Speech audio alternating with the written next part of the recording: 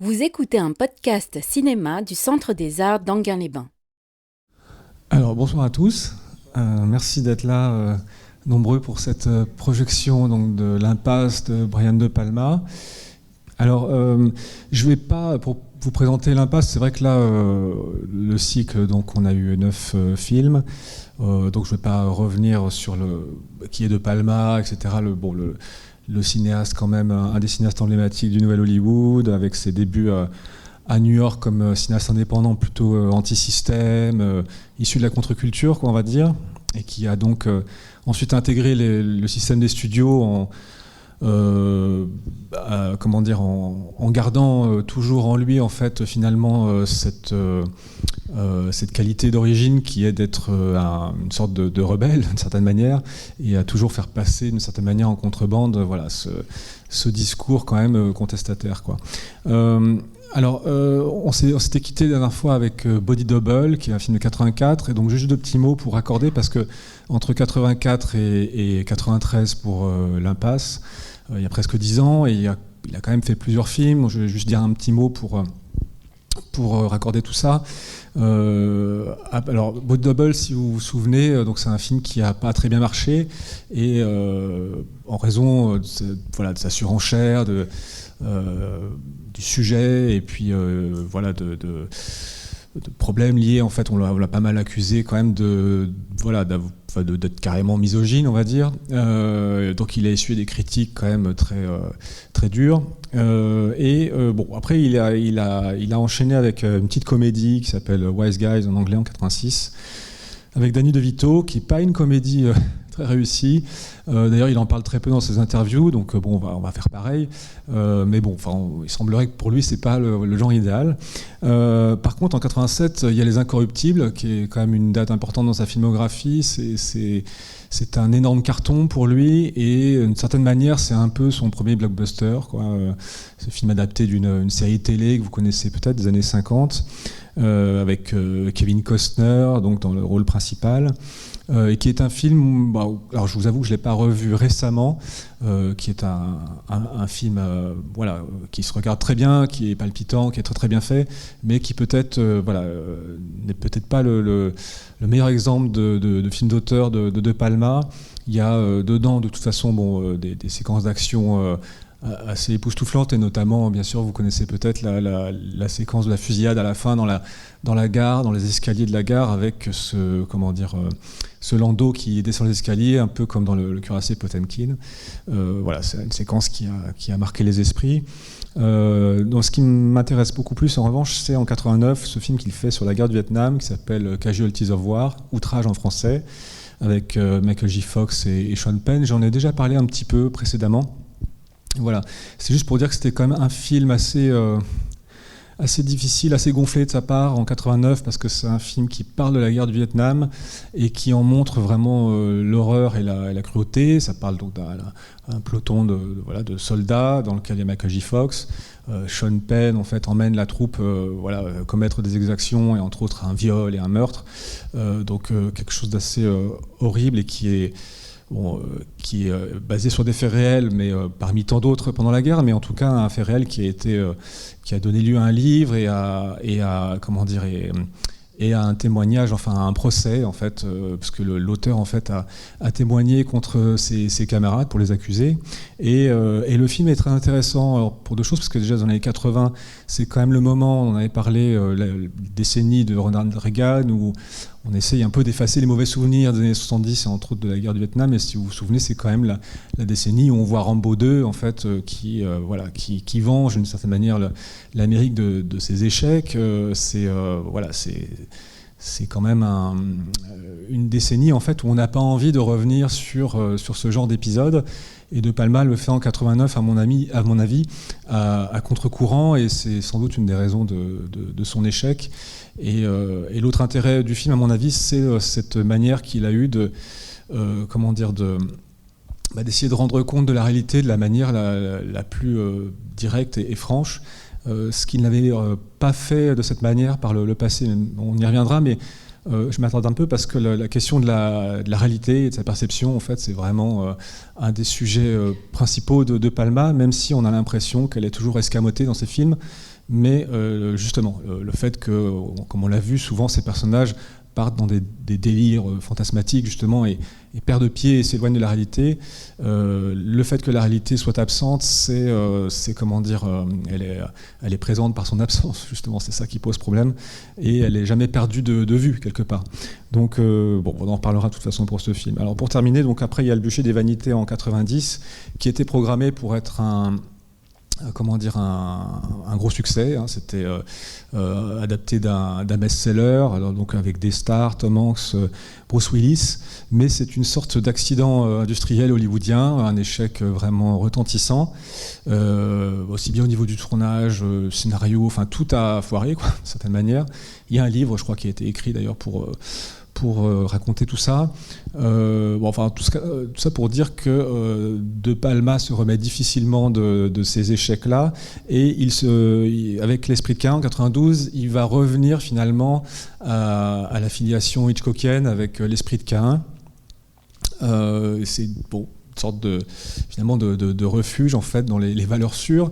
L'Esprit de Caïn, qui est un film qui est une petite production,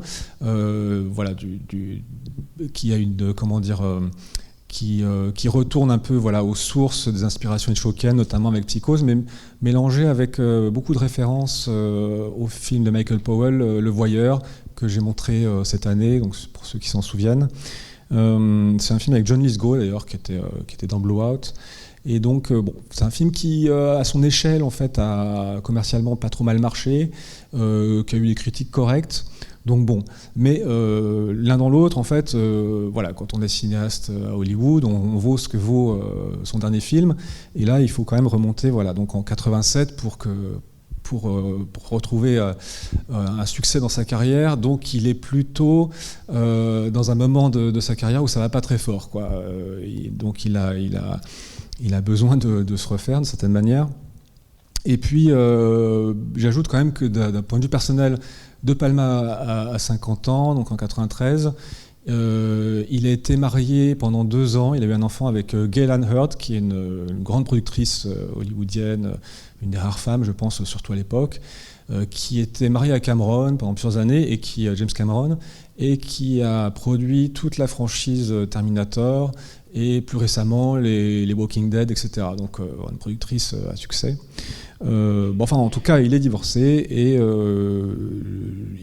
en 93, il explique qu'il est tout seul pour les fêtes de Noël, ce qui est affreux. Mais je dis ça parce que c'était une interview avec Laurent Vachaud à l'époque, donc c'est pas quelque chose de on n'est pas chez Voici, hein, mais c'est important quand même peut-être de percevoir aussi l'état d'esprit. En tout cas, pour Carlitos Way, comment ça s'est passé ? C'est Al Pacino en fait qui a apporté le projet un petit peu comme pour Scarface. Pacino, c'est quelqu'un qui aime beaucoup effectivement les figures de gangsters un peu flamboyantes. Et il a trouvé donc 2 livres en fait qui étaient écrits par un certain Eddie Torres, qui était un juge qui a grandi dans le quartier latino de New York dans les années 70, le barrio de East Harlem, et ça raconte donc l'histoire d'un gangster avant et après la sortie de prison. Donc nous, on va voir la deuxième partie dans ce film, et je vous raconte ça parce que c'est un petit peu comme pour Scarface, mais aussi pour quand même pas mal de films de Palma. C'est intéressant de noter que De Palma part souvent en fait d'une réalité très documentée finalement. Le juge Torres était présent sur le tournage pour conseiller sur les lieux, etc., sur comment ça se passait, comment les gangsters se comportaient, comment ils étaient organisés. Donc c'était un peu une sorte de caution réaliste. Et je trouve ça assez important de le noter. Et donc Al Pacino, lui, il a amené le producteur Martin Bregman, qui était son producteur sur Serpico, L'après-midi de chien, et donc Scarface. Évidemment, quand on voit L'Impasse, ne serait-ce que sur l'affiche, avant de voir le film, on pense tout de suite à Scarface, parce que Al Pacino, parce que De Palma, et parce qu'il y a l'image d'un gangster. Mais ce qui est tout à fait étonnant dans ce film-là, vous allez voir, c'est que ce qui se présente peut-être comme un film de gangster, en fait, prend la forme d'un autre genre qui est celui du film noir. Mais on en reparlera, quoi. Donc au niveau des acteurs, pour terminer peut-être, juste rappeler qu'Al Pacino, il avait eu quand même un passage à vide quand même assez long, avec l'échec du film Révolution 85, mais là il est sur une phase ascendante et peut-être la meilleure partie de sa carrière. Il a eu un Oscar pour le temps d'un week-end en 92, et puis il est entre le tournage du Parrain 3 et après il va enchaîner avec Hit. Donc vous voyez, on est quand même dans peut-être la meilleure partie de sa filmographie. On a aussi Sean Penn qui est là, qui joue le rôle de l'avocat, probablement à mon avis un de ses plus grands rôles avec celui de Outrage. Vous allez, je sais pas si ça, qui a déjà vu L'Impasse dans la salle? D'accord, pas tout le monde, mais alors pour ceux qui l'ont déjà vu, vous allez juste vous dire que cette moumoute incroyable qu'il a dans le film, là, un peu permanentée, c'est lui qui l'a conçu, Sean Penn. Voilà. Donc, je trouve ça, enfin, il s'est vraiment impliqué énormément dans la préparation du rôle. Au niveau du personnage féminin, en fait, de Gail, à l'origine, c'est Mélanie Griffiths qui avait été envisagée, mais il se trouve qu'elle avait atteint un niveau de notoriété qui apparemment en fait n'était pas tout à fait raccord avec le rôle qu'on lui proposait, et donc c'est Penelope Miller qui la remplace, qui est tout à fait extraordinaire dans le film. Et puis aussi vous allez voir les talents de directeur d'acteur, de directeur de casting de Palma, avec toute une série de trônes, j'ai envie de dire, du côté des gangsters. Il y a un acteur que j'adore qui s'appelle Luis Guzman, que vous connaissez peut-être, qui a beaucoup tourné dans les années 90, début 2000. Il y a John Leguizamo aussi qui joue Penny Blanco, et puis un certain Viggo Mortensen aussi qui deviendra célèbre mais plus longtemps après, et qu'on trouve là dans un petit rôle assez étonnant. Donc voilà, j'espère que c'est le dernier film du cycle, donc j'espère que le film va vous plaire, que vous resterez après pour échanger un peu. Je vous souhaite une très bonne projection et à tout à l'heure. On retourne dans les années 70 avec ce film et à New York, et donc il y a, c'était un peu pour terminer ce que je dessinais un petit peu avec l'état d'esprit de Palma, ce côté carrière qui bat de l'aile quand même un petit peu, enfin ce moment où ça va pas fort personnellement non plus, et il a 50 ans, voilà, il y a un petit peu sans doute ce désir de faire un peu un bilan de carrière, quelque chose d'introspectif, et le film arrive à un point nommé pour faire cette démarche. Je pense qu'il y a une rencontre qui s'est faite là-dessus, c'est sans doute pour ça qu'il a accepté de le faire. Et donc effectivement, les années 70, c'est quand même le grand moment pour De Palma, le moment où il va trouver sa grande forme. On l'avait vu avec Obsession et ensuite pas mal d'autres films, mais c'était en 76. Et puis New York, ça renverrait peut-être plutôt à la ville en fait où il a fait ses débuts en fait ses études, et puis ensuite ses débuts de cinéaste dans les années 60. Pour aborder le film, déjà noter, en fait, peut-être vous l'avez constaté par rapport au précédent film que je vous ai montré, c'est quand même un film qui est, du point de vue de la forme, beaucoup plus classique, entre guillemets assagi, c'est-à-dire que on n'a quand même pas les débordements, la surenchère qu'il y avait dans Body Double, par exemple. Il y a quelque chose de beaucoup plus classique, même si on sent bien la patte Brian De Palma sur certaines séquences. Il y a quand même des moments très très forts. On y reviendra. Mais peut-être et puis après, de toute façon, chacun pourra évidemment prendre la parole. Mais pour commencer, moi, je trouverais ça intéressant d'aborder le film par ce qu'il encadre, en fait, c'est-à-dire tout bêtement le début et la fin. Mais donc effectivement, ce qui se passe sur le quai de gare. On a cette structure en fait de film noir. Je vous disais au début, c'est pas vraiment un film de gangster, c'est plutôt un film noir avec cette voix off, avec ce début en noir et blanc, et donc qui singulièrement commence par. Alors le film noir, je pense que tout le monde voit à peu près ce que c'est, mais évidemment évidemment, c'est ce genre qui a fleuri à Hollywood dans les années 40, avec, on va dire, souvent une figure de détective, mais pas que, ça pouvait être aussi des gangsters. Mais évidemment, la figure de détective, c'est Humphrey Bogart. D'ailleurs, à un moment donné, il dit, je ne sais plus quoi, je ne suis pas Humphrey Bogart, un truc comme ça. Donc, Le Grand Sommeil, Le Faucon Maltais, avec d'autres acteurs, il y a Adieu ma jolie, mais il y a notamment, en 1950, Boulevard du Crépuscule, et c'est plutôt là-dessus, en fait, que le film se calque, puisque le Boulevard du Crépuscule commence avec ce scénariste qui meurt dans une piscine et qui commence à raconter l'histoire. Donc avec une voix d'outre-tombe, quoi. Et le film de Palma ressemble très très fort en fait à ce schéma, même si Carlito Brigante n'est pas mort au moment où il commence à raconter, mais bon, c'est tout comme. Ce que je trouve très intéressant, c'est que ça nous emmène dans un récit introspectif, mais d'une manière tout à fait singulière. Et là, c'est là qu'on retrouve à mon avis, le grand de Palma, c'est ce moment où,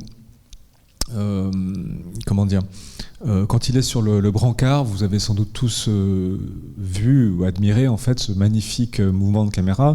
On commence en caméra subjective, c'est-à-dire qu'on voit ce que voit le personnage qui est allongé, et d'ailleurs la caméra est penchée à 90 degrés, comme si on était à sa place, et on voit donc les infirmiers, les policiers, etc. Et puis elle entame un mouvement qui est quand même très bizarre, où elle s'élève, et elle se retourne en faisant un basculement en fait assez vertigineux, pour revenir recadrer le visage de Carlito, le visage donc de l'acteur, qui à travers les yeux duquel on voyait précédemment. Donc c'est tout à fait singulier. Moi, je ne sais pas si vous avez un exemple dans un autre film d'un mouvement similaire. J'ai jamais vu ça en fait, une caméra qui change de point de vue aussi radicalement en passant d'un point de vue subjectif à un point de vue, on ne va pas dire objectif, mais en tout cas un point de vue qui est celui de la narration classique, somme toute, puisque après on passe sur le visage donc en gros plan, ses yeux en gros plan, je crois, et ce qu'il voit donc sur le mur, qui est donc la fameuse affiche avec l'île Escape to Paradise. Et là, il se joue quand même quelque chose de très très fort, je trouve. Déjà, le mouvement est quand même magnifique et en même temps très osé. Enfin, je veux dire, il faut quand même faut avoir vraiment confiance en soi en tant que cinéaste pour oser faire une chose pareille. Et en même temps, la bascule, en fait, nous donne déjà, premièrement, je crois, la sensation de quitter le corps de Carlito comme si son âme le quittait. Vous voyez, il y a un côté un peu élévation, on sent que la mort approche.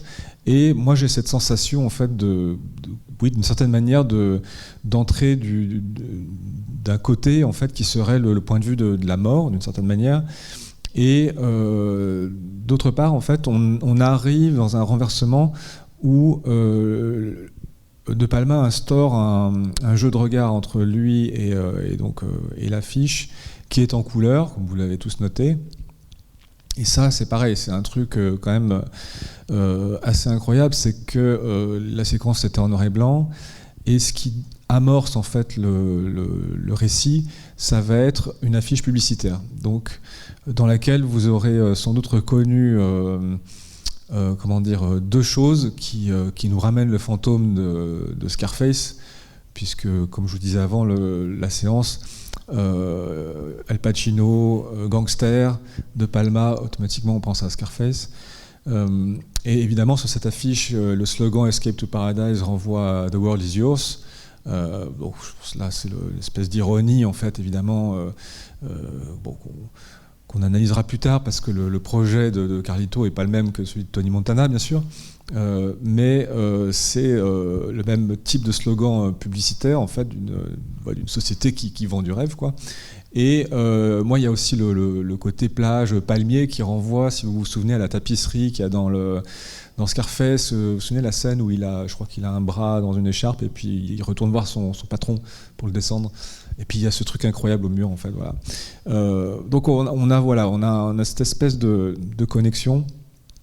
Mais je pense que le plus important à ce stade, c'est vraiment ce visuel publicitaire qui, d'une certaine manière, qui amorce la position du personnage comme spectateur. C'est-à-dire qu'il est en train de voir une affiche, c'est bon, de toute façon une métaphore de l'écran de cinéma, si vous voulez, mais ce qui s'amorce là, en fait, c'est une espèce de programme de tout le film à venir.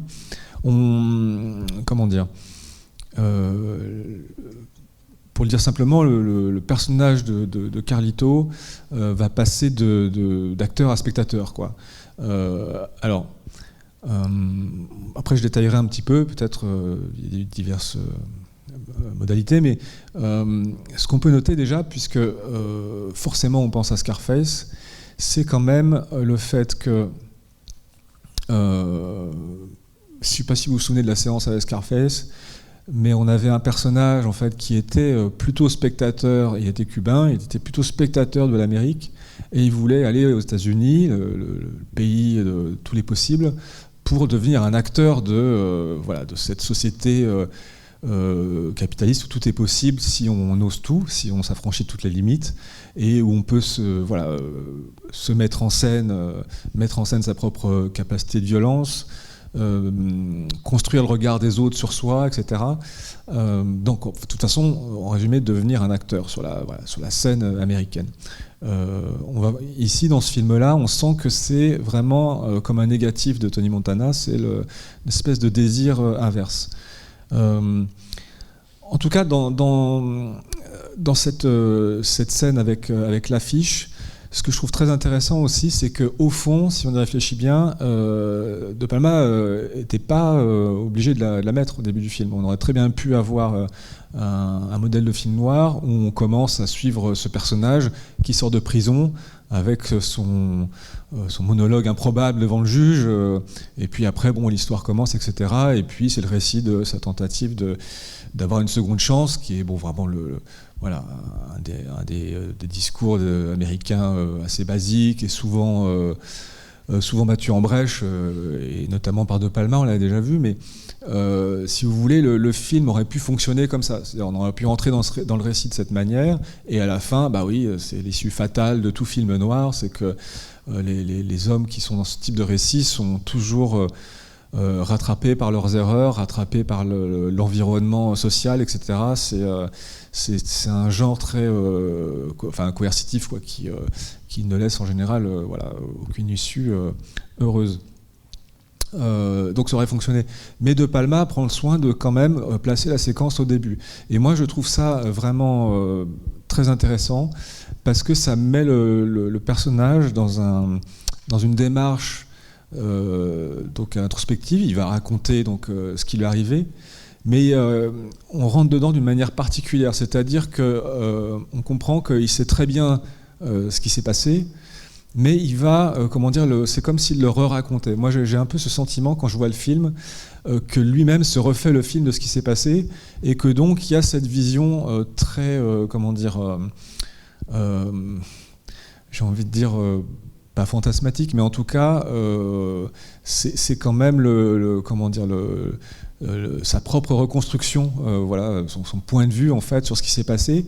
Et ce qui est très très beau, c'est qu'il y a un tour de force dans le film, c'est qu'on a beau avoir vu la séquence d'introduction, on a quand même en fait le désir avec lui à la fin qu'il arrive à s'en sortir. Enfin, je sais pas vous, mais moi quand j'ai vu le film la première fois, ou même là, à la limite, je veux dire, faut échapper aux gangsters italiens, arriver sur le quai, ça y est, c'est bon. Ah oui, mais on avait oublié Benny Blanco là, qui débarque à la dernière seconde.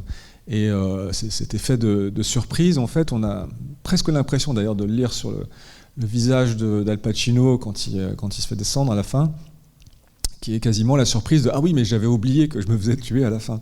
Moi, je le vois un peu comme ça, comme un film qui est donc encadré par cette espèce de parenthèse, en fait, qui ouvre quand même un espace, pas tout à fait celui de la réalité, quoi, déjà, et qui ouvre en fait un espoir que les choses tournent différemment. Voilà. Et ça, je trouve ça très très beau, parce que évidemment, on sait que c'est pas possible, quoi. On sait que c'est trop tard. Alors sur les, après sur comment dire, les modalités en fait que le personnage va prendre pour essayer en fait finalement d'échapper à cette programmation. Je pense que vous les avez vus, mais il y a notamment donc alors oui cette position de spectateur en fait. Justement, je vous disais à la différence de Tony Montana. Il n'a de cesse de se mettre en retrait, puisque tout simplement au niveau du récit, comme vous l'avez vu, il cherche à échapper au milieu en fait, qu'il a conduit en prison.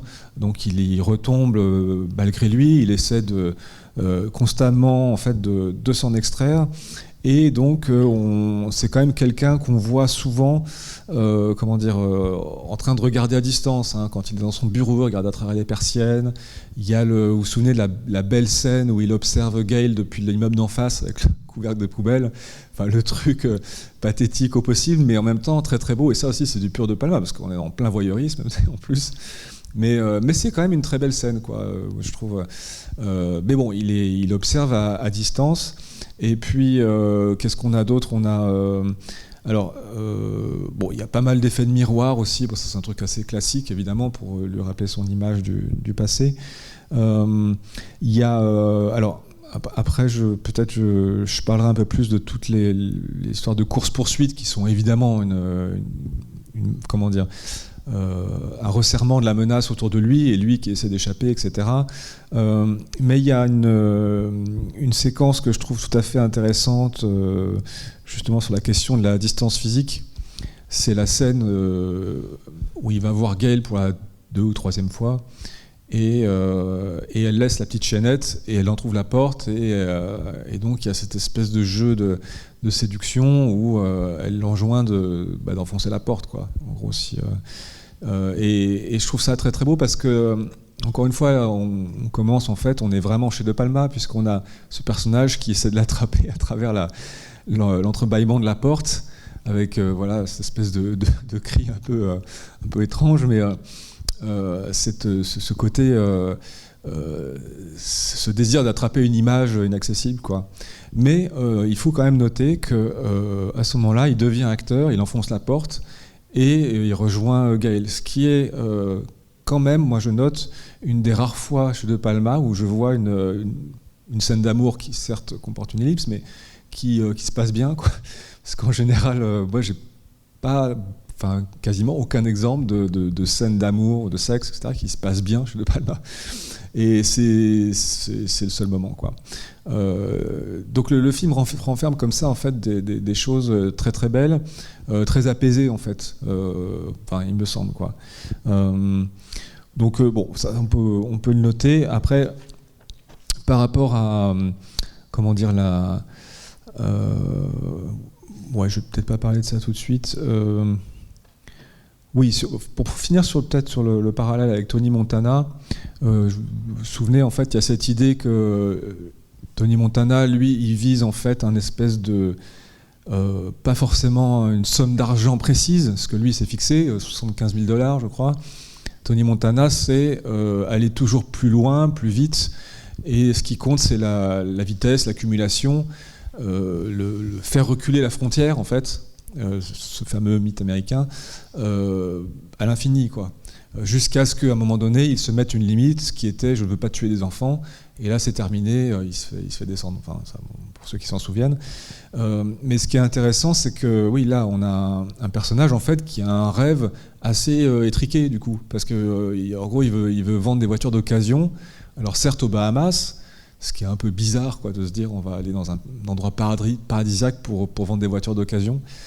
Il y a un côté, on pourrait dire ça manque d'ambition, en tout cas pour un gangster, mais c'est très, il y a un côté un peu rêve, classe moyenne, quoi, d'une certaine manière. Et évidemment, c'est ce qui va le perdre, quoi. Mais on peut noter que de toute façon, même ce rêve-là, de toute façon, est inaccessible pour lui, quoi. Alors, en ce qui concerne la question du film noir, je veux juste revenir sur le côté enfermement du personnage dans dans un programme duquel il ne saurait s'échapper finalement, et tout le film en fait va nous montrer ce personnage qui essaie justement d'échapper à cette programmation. Il y a un jeu très intéressant autour de quasiment de tours de magie en fait que le personnage va faire. Et d'ailleurs, vous vous souvenez dans la scène du billard au début, qui est une scène absolument extraordinaire. C'est la première scène d'action proprement dite, et puis première scène violente. En parenthèse d'ailleurs, quand De Palma l'a réalisé, il l'a montré donc au studio, et les producteurs, les studios ont dit en fait c'est beaucoup trop long. Et anecdote amusante, De Palma est retourné en salle de montage, et en fait il l'a rallongé en fait, en détaillant encore plus ce qui se passait dedans, en explicitant beaucoup plus précisément la position des personnages dans l'espace, en gros en détaillant l'action si vous voulez. Et ensuite il l'a remontré aux producteurs, et ils ont dit voilà, ça y est, c'est mieux, c'est plus court. Et en fait je trouve que c'est assez intéressant, c'est une vraie leçon de mise en scène pour le coup, de dire qu'il vaut mieux dilater l'action pour la rendre lisible. Mais dans cette séquence, il y a ce moment où il dit je vais vous montrer un tour justement avec le billard. Donc il a un côté se sortir des mauvaises situations par un tour de passe-passe quoi. Et ça on le retrouve quand même pas mal dans le film à plusieurs reprises. Il y a la fameuse trappe derrière le bar quand il s'échappe à la fin. Il y a un moment aussi quand il y a la course-poursuite, il y a des ballons qui passent. Moi, ça m'a tout de suite fait penser en fait à un esprit un peu forain, et lui il se glisse derrière. Il y a un côté un peu apparition-disparition quoi, un truc assez me fait penser c'est presque du Méliès quoi, un truc. Et puis il y a la fameuse scène dans l'hôpital avec Kleinfeld à la fin qui est quand même extraordinaire quand il subtilise en fait les balles, et que nous on s'en rend pas compte évidemment, et donc évidemment le tueur entre et Kleinfeld n'a plus de balles, et il y a ce fameux ralenti en fait qui nous détaille le moment où Kleinfeld en prend conscience, alors tout se passe en une demi-seconde. Pareil là, c'est en fait ralentir pour pouvoir détailler les choses et expliciter par la mise en scène, le montage, ce qui s'est passé quoi. Et c'est effectivement un tour de passe-passe, de magicien, qui est à la fois celui de l'acteur, de toute façon, mais autant celui de Palma, d'une certaine manière, puisque il y a vraiment quelque chose de vraiment brillant au niveau de la mise en scène et du montage, quoi, à ce moment-là. Sinon, oui, alors, je pense qu'il y a des choses à dire aussi sur les fameuses séquences de course-poursuite, qui nous emmène vers cette issue fatale, puisque les forces qui sont contre lui se resserrent, se rapprochent, et donc on a cette fameuse séquence dans le métro qui est très très belle. Alors c'est quand même, tout est filmé à New York, et quand ils ont tourné ça, il faisait super chaud, et alors Al Pacino, il a quand même la classe dans ce film, il faut quand même le dire. Moi, je trouve que c'est assez incroyable, cette prestance, voilà. Et puis aussi ce manteau en cuir, quoi. Voilà, je veux le même. Mais ça donnait très chaud, par contre, c'est ça le problème. Et donc ils ont tourné cette séquence dans le métro, je sais pas combien de fois, parce qu'il devait être l'équipe de tournage devait être dans une autre rame sur le rail à côté, pendant que Pacino était avec les autres acteurs dans l'autre train, et c'était très difficile de se coordonner, quoi. Et un jour, Pacino, il en a eu marre, en fait, il est resté dans le métro, il est allé jusqu'au bout de la ligne, et puis il est rentré chez lui, parce qu'il n'en pouvait plus de transpirer, en fait, sous son costume et tout ça. Mais en tout cas, le train, c'est important quand même chez De Palma. On a déjà vu pas mal de séquences, si vous vous souvenez, dans Pulsion, dans Blowout, et puis je sais plus où, mais il y a finalement le train ou le métro qui est pris chez De Palma un peu comme une métaphore du cinéma, au sens où vous avez il est souvent filmé de l'extérieur avec les personnages circulant à l'intérieur, et vous avez cette idée quand même des petites des fenêtres qui seraient un peu comme si vous voulez, des écrans ou des cases de BD, si vous voulez, mais représentatives en fait de cases en fait qui pourraient être différents moments de l'histoire. Et les rames elles-mêmes sont des endroits où vont se passer différentes phases du récit. Et pour De Palma, il y a un côté métaphorique presque de la pellicule en fait sur les trains. Et ici, de toute façon, l'autre métaphore en fait, c'est celle qui est liée à la gare en fait, c'est-à-dire l'endroit où littéralement le récit en fait peut partir dans des directions différentes. Et c'est pour ça évidemment que le film commence et se termine justement sur un quai de gare. Et on voyait ça, oui, dans Pulsion. Il y avait des poursuites dans le métro, évidemment, dans Blowout, avec justement, on savait, avec Jack qui courait après Sally en essayant de deviner quel embranchement ils avaient pris. Et donc oui, donc c'est un lieu très important qui est très cinématographique. De toute façon, le train en lui-même, c'est un moyen de transport cinématographique. Depuis le cinéma muet, de toute façon, parce qu'il y a du mouvement, voilà. Mais De Palma ajoute, je pense, cette dimension où en fait c'est un espèce de moment de virtualité possible en fait du récit, quoi. Voilà, ça me paraissait assez important. Alors, je pense que j'ai fait un peu le tour de ce que je voulais vous dire. Non, oui, là, en fait, on arrive au moment où je voulais essayer de proposer en fait une lecture du film qui essaierait de raccorder un peu avec ce qu'on a vu de Palma pendant ce cycle. Alors, ce que je vous disais, c'est que De Palma, c'est pas un hasard s'il a choisi ce film à ce moment-là de sa vie, à ce moment-là de sa carrière. Il y a un côté introspectif, il y a un côté un peu, de toute façon, un peu funèbre aussi, quoi, de toute manière. Mais il y a aussi ce désir chez lui, en fait, à l'image du personnage, d'essayer d'échapper à, un cinéma dans lequel on l'a un peu enfermé, c'est-à-dire qu'il a tellement réussi en fait sa veine de thriller érotico, hitchcockien, je ne sais pas comment on peut les appeler, que finalement il est devenu étiqueté spécialiste dans ce domaine. On a fini par reconnaître que c'était quand même son talent d'arriver à faire ça, mais il y a quand même ce désir d'en sortir. Et Scarface était une première tentative, mais il y a eu Les Incorruptibles et beaucoup d'échecs. Et juste avant ce film, il a donc fait L'Esprit de Caïn, qui était un retour un peu forcé justement à cette veine-là. Et le film peut se lire comme ça un peu dans la filmographie de Palma, comme une tentative justement d'en sortir. Et en même temps, c'est quand même un film, je voulais peut-être terminer là-dessus, quand même très pessimiste, je pense que tout le monde l'a compris. C'est-à-dire que ça nous ramène à la fameuse question du réel.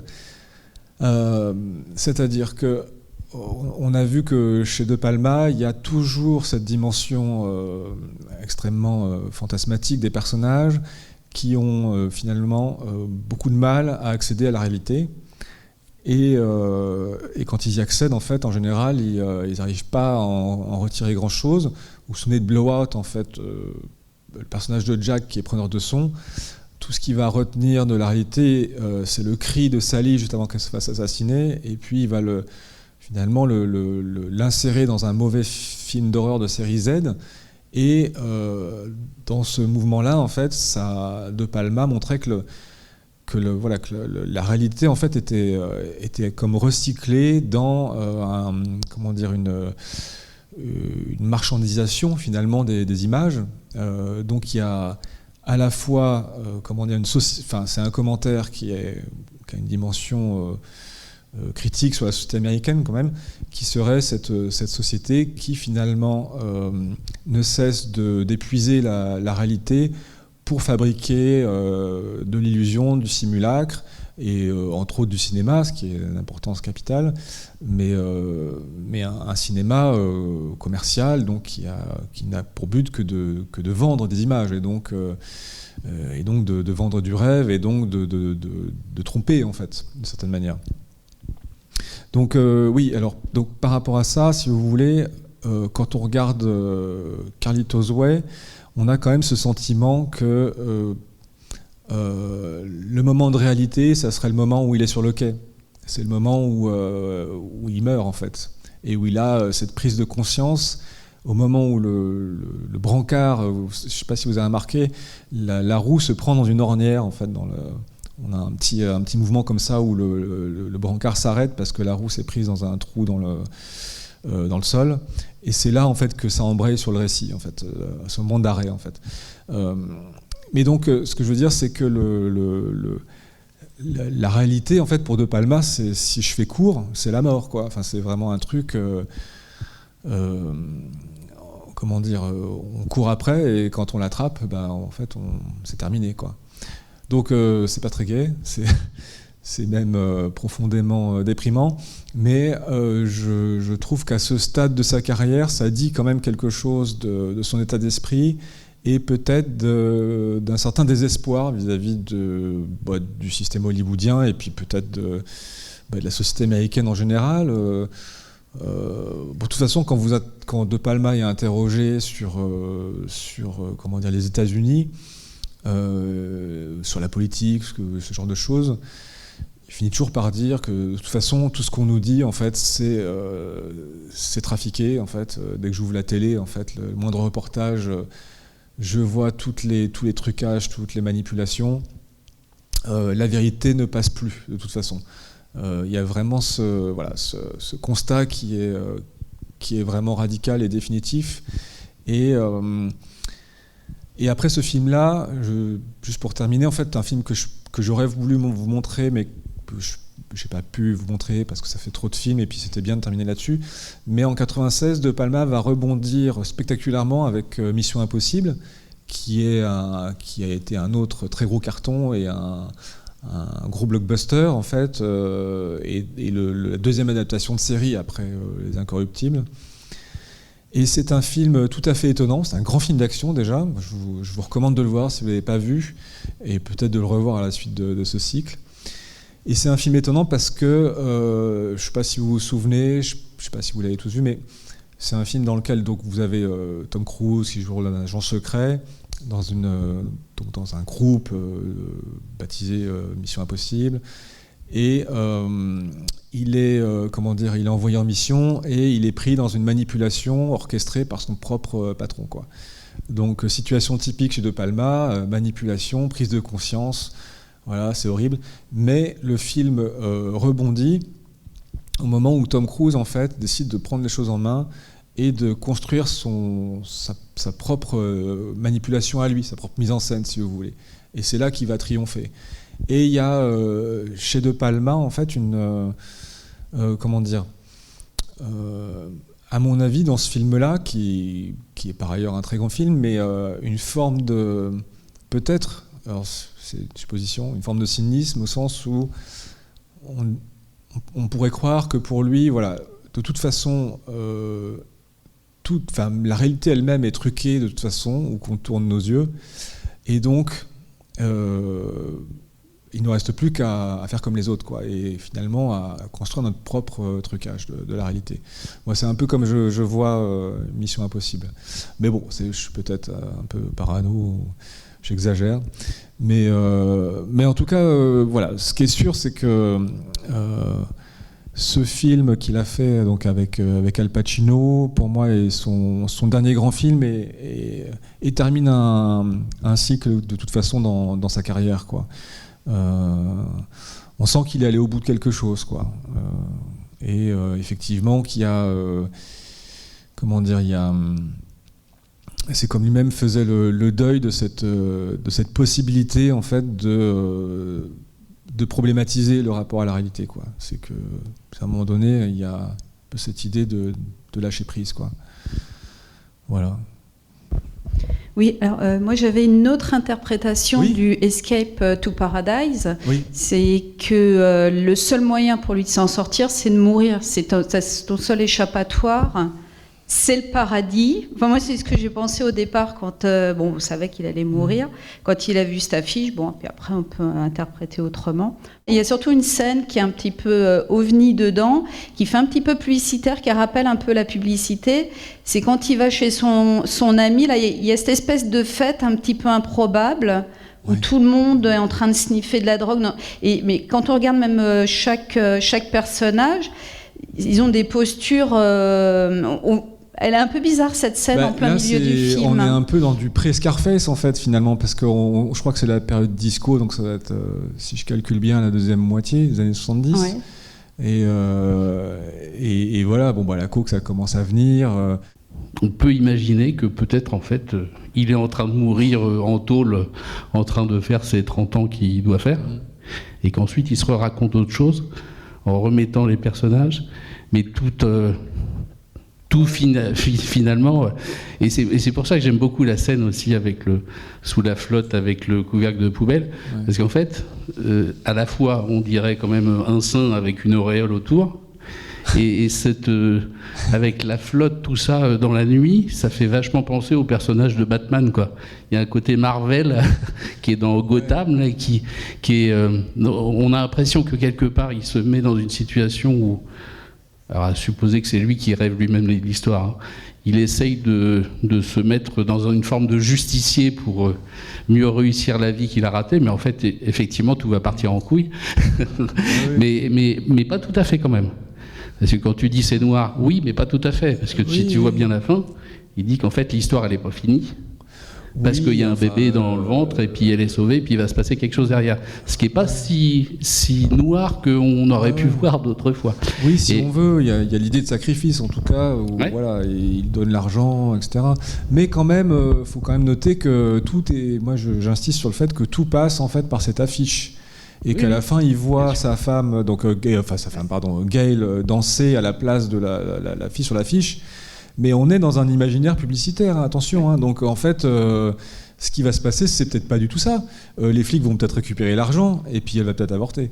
Donc en fait, on est quand même dans on peut tout à fait le lire comme ça, comme on peut tout à fait lire les De Palma au premier degré, j'ai envie de dire. Et ça peut être légitime, mais je crois que là, non, à mon avis, De Palma nous signale vraiment à l'entrée et à la fin que ce panneau publicitaire, c'est le monde rêvé en fait de Carlito, qui est de toute façon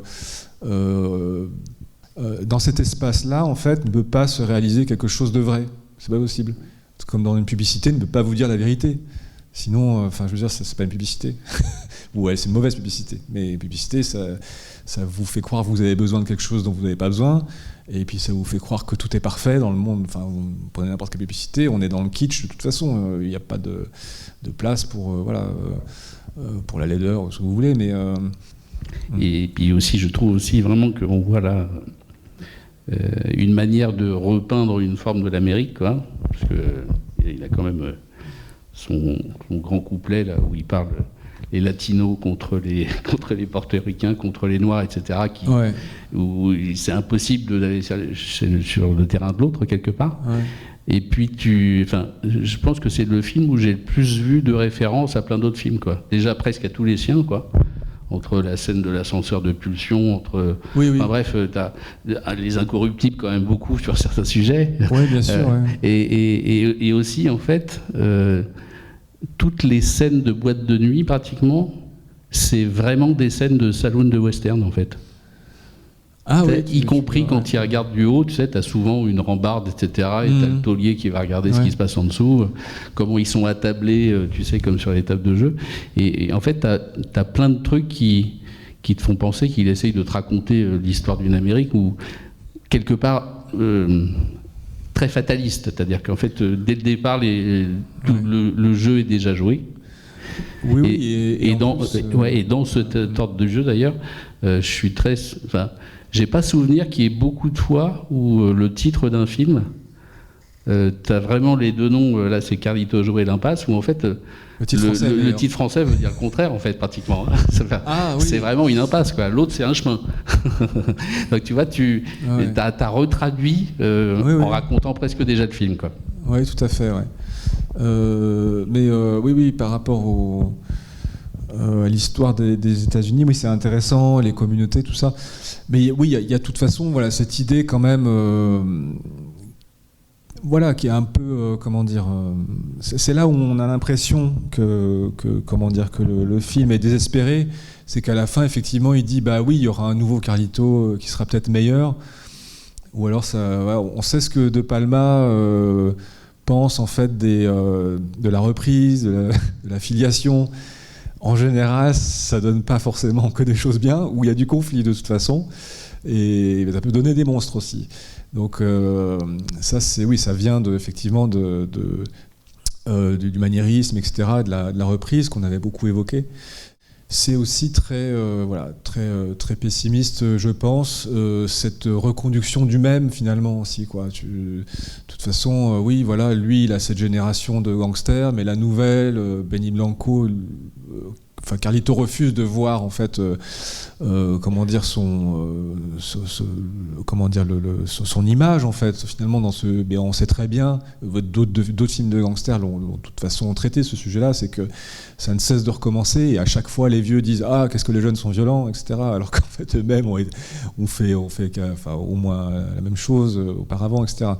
Le film en fait a une espèce de, c'est très curieux en fait. C'est comme s'il avait une espèce de baisse d'énergie, de baisse de tension. C'est-à-dire qu'il n'y a pas c'est marrant par rapport à Scarface, qui était un film, mais je me souviens, on en avait parlé, qui est cinématographiquement presque sous la même emprise de la drogue que le personnage, en fait, et qui nous emmène avec une énergie incroyable jusqu'à l'autodestruction. Mais ce film-là, et justement, on a l'impression que le récit adopte la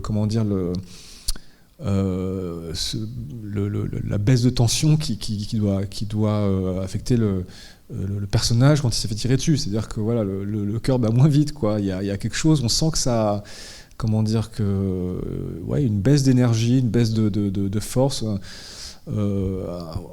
qui s'apparente à une forme de désespoir. Et la question de l'énergie, de toute façon, elle est importante aussi. Quand on est un cinéaste et qu'on a fait une certaine carrière, faut retrouver l'énergie de continuer. Alors, je ne sais pas si on pourrait vraiment calculer que les plans du film deviennent de plus en plus longs, ce qui a déjà été dit dans certaines critiques. Mais par contre, on note qu'à la fin, dans la scène de poursuite, ça se finit effectivement par un très très long plan séquence. Je ne sais pas si on le remarque parce qu'il y a une telle virtuosité dans le montage, etc., qu'on ne fait pas forcément attention aux coupes, mais le moment où Carlito arrive dans la gare, il y a un plan séquence qui tourne autour des escalators, voilà, et qui est très très long, qui est très virtuose, et je soupçonne même qu'il a été coupé à un moment donné au montage par un insert, parce qu'à un moment donné, on a vraiment l'impression de revenir sur le personnage le fils de Tony, en fait, je ne sais plus comment il s'appelle, qui remonte l'escalator pendant que Carlito descend allongé. Et bon, tout ça est quand même, faut quand même noter la chorégraphie en fait qui est absolument magnifique. Et aussi, oui, je voulais réinsister sur le fait que De Palma disait, j'adore filmer Al Pacino, j'adore le voir bouger, se déplacer. Il a une grâce incroyable, et moi franchement déjà dans Scarface en fait ça se voyait, mais le personnage avait un côté comme un peu animal, il y a de la violence quoi, mais là en fait quand on regarde c'est vraiment magnifique quoi, sa manière de bouger tout le temps. Il y a quelque chose, c'est pas du tout comme un acteur classique, je veux dire, on a vraiment l'impression en fait dire qu'il danse, ça serait peut-être exagéré, mais quand même, il y a une sorte de façon de bouger très chorégraphique tout le temps. Une façon de jeter le pistolet quand il sort en fait, de la salle de billard, juste par-dessus l'épaule, dans un geste en fait, presque, ostentatoire. En fait. Je fais un beau mouvement pour l'envoyer dans la benne.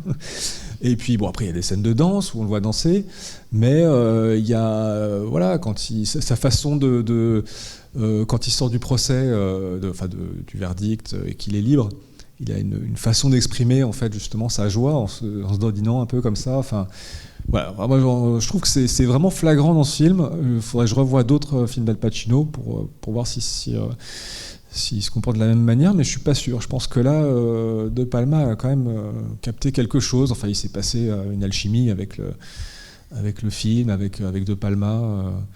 Ouais, je pense. Bonsoir, ouais, merci. Il y a un autre aspect que j'ai trouvé aussi très très sombre, et c'est dans leur rapport aux autres. Et en fait, il déconstruit même les codes du gangster, hein, puisque l'honneur, tout ça. En fait, tout le monde ment, tout le monde le trahit.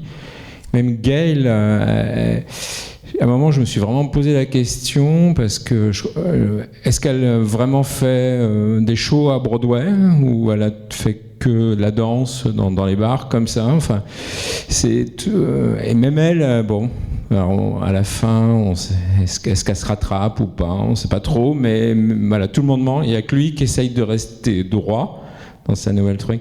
Donc c'est très très sombre, hein, personne peut le sauver, peut le rattraper. Donc, et en déconstruisant les codes un peu, voilà, hein, les codes du bandit, de l'honneur, enfin voilà. Donc j'ai trouvé ça très, très sombre, triste. Oui.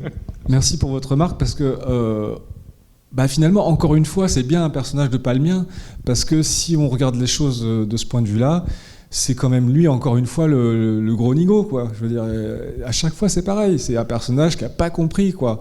Non, mais t'as pas compris qu'en fait, on est tous en train de se manipuler les uns les autres et d'essayer de faire un max de pognon, en fait. À un moment donné, c'est quand même c'est ça, quoi. Et puis, si t'es pas d'accord, on le descend. Et le code de l'honneur, oui, bon, d'accord. Enfin, ça va 5 minutes, mais c'est de la façade. Mais chez De Palma, en tout cas, il y a toujours ça, comment dire, de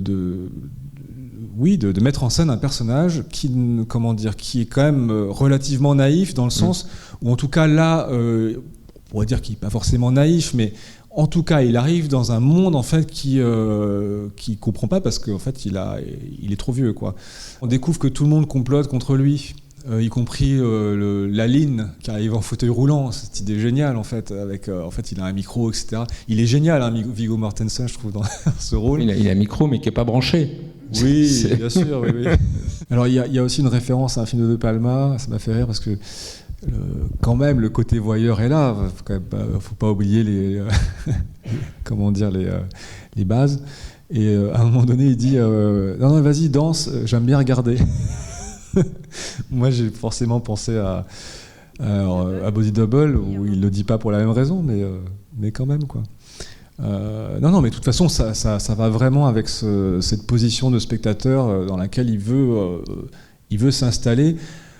Dans le récit, évidemment, il y a le côté je prends mes distances avec tous ces gens que je sais être dangereux, mais plus profondément, c'est un geste cinématographique. Et de toute façon, moi, pourquoi j'ai programmé ce cycle, c'est parce que de toute façon, les films de Palma, déjà, c'est du très grand cinéma, je veux dire, comme je disais, au premier degré. Mais deuxièmement, en fait, c'est des films qui parlent tout le temps du cinéma. C'est-à-dire que un mouvement de caméra, comme vous voyez au début là sur le brancard, personne d'autre ne ferait une chose pareille. Et c'est la caméra qui raconte. Je crois que vous avez cité ça au début du cycle. Tarantino, dans son bouquin, qui disait De Palma, c'est caméra first, cinéma first. Donc en gros, c'est tout doit passer par la caméra, qui est en quelque sorte un personnage principal, quoi, d'une certaine manière. Avant le scénario, de Palma n'aime pas filmer des dialogues, ça l'ennuie. Mais bon, sur la question du spectateur aussi, juste pour rappeler, peut-être ceux qui n'étaient pas là, chez De Palma, ça prend la suite de Hitchcock avec Fenêtre sur cour, où pour lui la question du spectateur, c'est de renvoyer nous, en tant que spectateurs du film, à notre place dans le dispositif de projection. C'est-à-dire, je suis assis dans un siège, je regarde une image sur un écran qui est projetée, et je suis impuissant à intervenir sur ce qui se passe. Ce qu'on me montre, en fait, je le prends pour la réalité, mais tout est fabriqué. Et je n'ai pas le pouvoir d'intervenir sur ces images.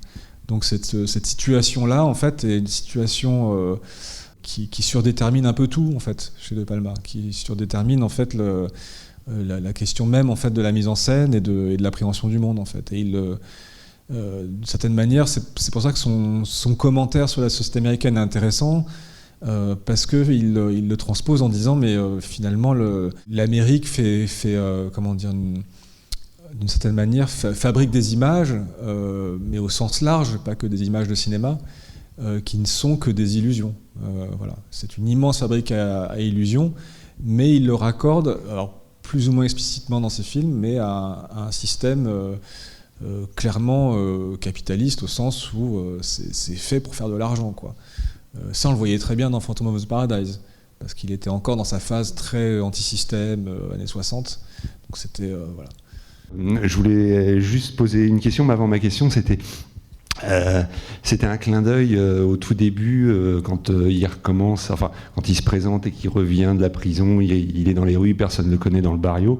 Il y a au moins 2 personnages qui sont les mêmes acteurs que dans Scarface, à savoir le mec qui est tout en rouge comme ça, c'est un des gars qu'il a connu, Tony Montana, à son arrivée de Cuba, et en fait qui va faire partie de la bande jusqu'à la fin, tandis que là, le gars, mais on le voit à peine, mais j'ai l'impression que c'est un clin d'œil, et le gars Rolando pour qui il a travaillé, c'est le Colombien qui tue dans la rue au tout début dans Scarface quand il commence à rentrer dans la mafia de Floride. Ah oui, très fort, j'avais pas vu. Et pour qu'il y ait ces 2 personnages en même temps, j'ai vraiment l'impression que c'est un petit clin d'œil de dire de retour chez De Palma tous ensemble, quoi. Oui, alors bon, de toute façon déjà il fait revenir certains acteurs en fait, comme plein de cinéastes, mais je pense que ça joue, pour moi ça joue plus aussi dans cette impression en fait que le film est quand même un peu hanté par son négatif ou son positif plutôt qui est Scarface.